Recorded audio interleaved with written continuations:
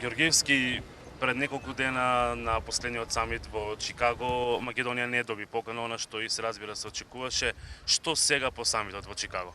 Па гледайте, за мене тоа е еден голем пораз и покрај тоа што власта се обидува тоа да го минимизира како ништо да не се случило, а голем пораз е затоа што ние имавме во оваа година во последните неколку месеци две исчекувања. Прво беше последната средба на министрите на Европската унија, каде што Македонија повторно извиси, а Црна Гора и Србија добија кандидатски статуси, а сега ова е последното во Чикаго. Знаете, јас постојано повикувам, луѓето во кафана може да се седат и да си прават муабет што сакаат. Меѓутоа, оние кои се одговорни политичари кои ја водат Република Македонија, кои едноставно во секој момент треба да чувствуваат одговорност за оваа држава, не можат едноставно веќе да го премолчуваат проблемот. И не само да го премолчуваат, туку да се обидуваат на поентата кој го брани името, кој не го брани, да добиваат и нови изборни циклуси. Едноставно, јасно е, 20 години се маваме со главата во зидот, што треба да чекаме? 20 години и основното прашање, ако чекаме уште 20 години, дали ќе го решиме проблемот? Јас не гледам дека ќе го решиме проблемот. Значи, разумни луѓе, разумни политичари седнуваат, се договараат и одат храбро во решавањето на проблемот. Пред неколку дена на пресконференција обзнанивте дека можеби решение за споразумето е Република Северна Македонија. Дали сметате дека со ваквиот вас став преку пресконференција се осудувате лично на можеби политичка пропаст и зошто толку лесно и едноставно преку пресконференција го обзнаните тој став? Јас пред малку ви реков, знаете, луѓето во кафеани може да си прават што сакаат муабети, меѓутоа улогата на политичарот од 90-та година па до сега ја гледам на тој начин. Одговорно да се даваат изјави, одговорно да се решаваат проблемите и никогаш за мене не било својствено да патам од тоа колку рейтинг изгубам или нема да изгубам рейтинг.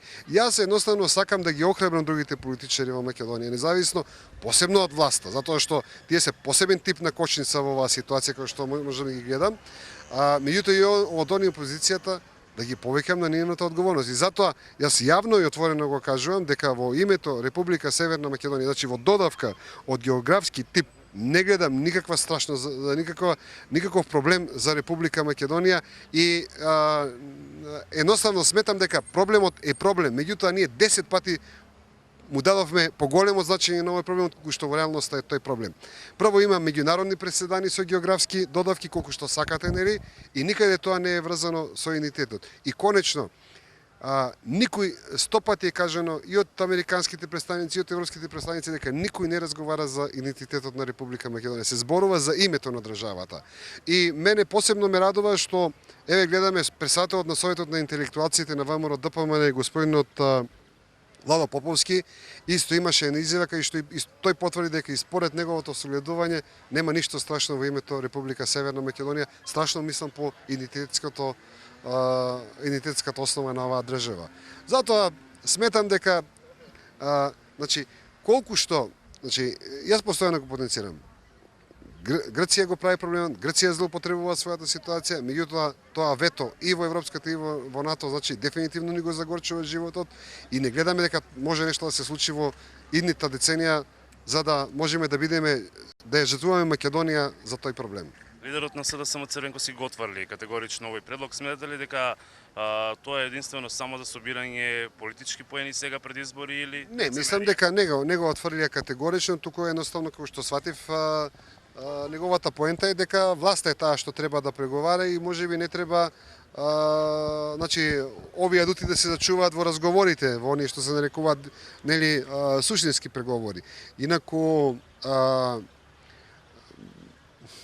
знаете, јас повторно ќе ви кажам,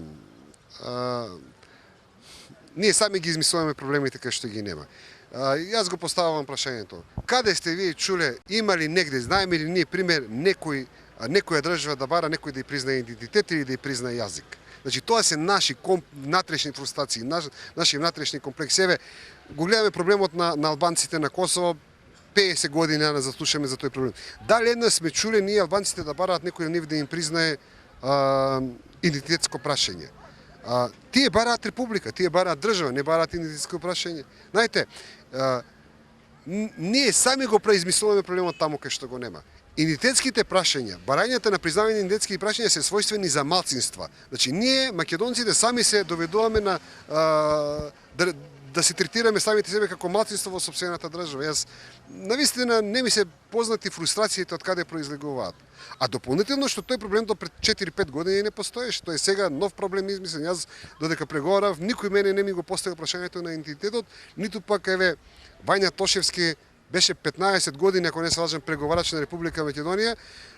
Нека ги најдат во архивите, еве сега гледам се расфрлаат со документи, нека ги најдат во архивите неговите известувања. Јас ви гарантирам дека нигде не е спомнат проблемот на идентитетот.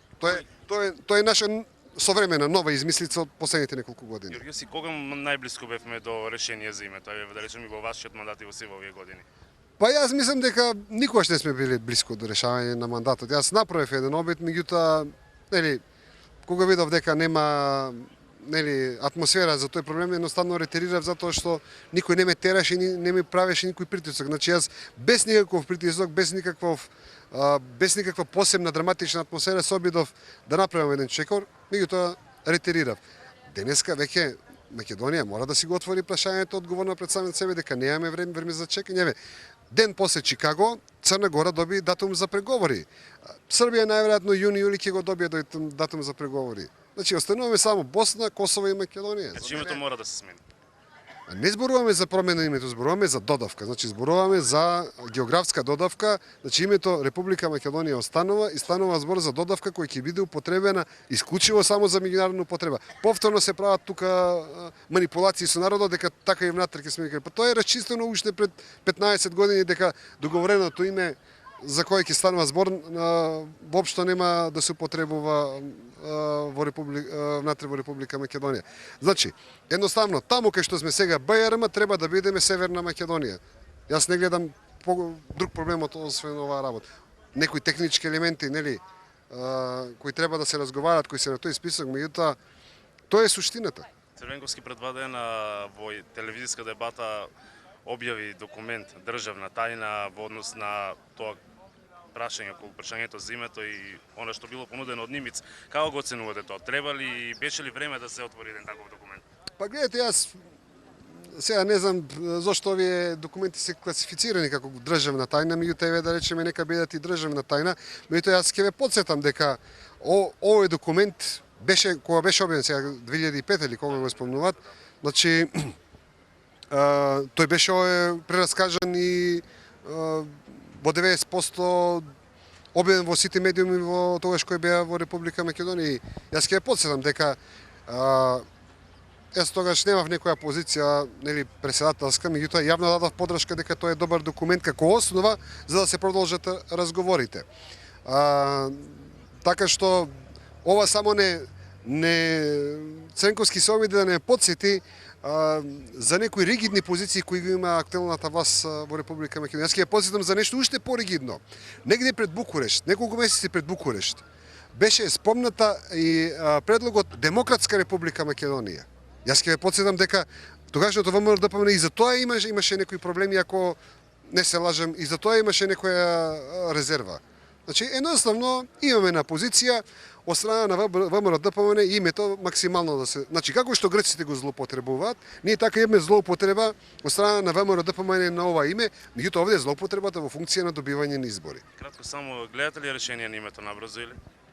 Па јас можам да кажам, значи, ја што го кажувам, јас што сакам да ја охрабрам дел од јавноста, пред се однесува до актуелната власт, затоа што таа е најодговорна. Меѓутоа, во оние реакции што ги гледам сега, во ова сега оградување од нивниот председател на интелектуалците, повторно кој се сложи дека името Република Северна Македонија не е страшно, не гледам ништо друго освен цврста и јака јасна намера ВМРО ДПМН да добие уштени избори на темата ние го браниме името, другите го предаваат името, а Македонија да тоне се повеќе и повеќе. Ѓорѓевски, само уште кратко, околу третиот блок кој што официјално беше промовиран во Охрид, очекувате ли да навистина да има ефект овој блок на политички партии и колку гласови очекувате да соберете како трет блок на следниве избори? Па гледайте, нашата идеја е прво да ја охрабриме македонската јавност, да ја демократизираме македонската јавност, тоа се основните поенти. Јас верувам дека во Република Македонија има простор за трет блок. Пазите, во Македонија треба да има простор сега зборам како парламентарци, како гласови за секој од овие партии 4 што се во третиот блок, меѓутоа за жал некако политичката, како да кажам, политичката атмосфера оди некако во два правца, или си со едните или си со другите, и очигледно луѓето сакаат да видат победници. Токму заради тоа сакаме да ја промовираме таа, нели, да го промовираме тој трет блок за охрабрување, а како ќе се развива целата оваа ситуација зависи од луѓето, од потребата на македонската демократска јавност. Ние јасно велиме, третиот блок не предираме дека ќе победиме, меѓутоа сакаме конечно да кажеме дека има простор од некој кој ќе ги балансира политичките сили на, нели, СДСМ и на ВМРО-ДПМН како главни политички структури. Сепак Црвенковски добреден ли е и СДСМ во третиот блок? Па јас можам да ви кажам дека од нивна страна досега имаме неколку импулси, нели, јавни, дека сакаат да направат некоја поголема коалиција, и можам да ви кажам дека нема да биде изненадување ако во идниот месец се случат некои и разговори веќе во тоа поле. Дали ќе има коалиција, тоа е сепак времето ќе покаже во наредниот период. Меѓутоа во секој случај, меѓутоа во секој случај факт е дека овој блок некако поблиску во овој момент се чувствува со СДСМ отколку со ВМРО-ДПМН. Тоа е неподелено мислење кое постои кај нас во блокот. Можеби тоа произлегува од самиот факт што сме опозиција едните и другите, нели? Дали ќе има нешто посуштински, ќе видиме. Црвенковски си имате ли видено последно? Во последниот период не, меѓутоа може да се случи во идниот период да дојде до такви разговори. Добро, околу Љубој Бошковски последното извештај на Стеј департамент дека станува збор за политички монтиран процес. Гледате, мене ми е жал што во Република Македонија се повеќе почнуваат пресметките со политичките неистомисленици да се решаваат на еден ваков ригорозен начин. Еве, на некој начин можеме тука да го ставиме и Велија Ранковски, на некој начин можеме да го ставиме Фијат Цановски со рушењето, нели, на зградата. На еден начин можеме да го ставиме Љубе Бошковски во тој блик. И јас ќе кажам нешто што е многу еретички, кој повторно можеби ќе изгубам некој процент од рейтингот. Јас можам да ја кажам, јас да речеме позицијата на Вранишковски и неговите моноси ми е апсолутно лично неприфатлива. Јас да речеме со него сум 180 степени различен.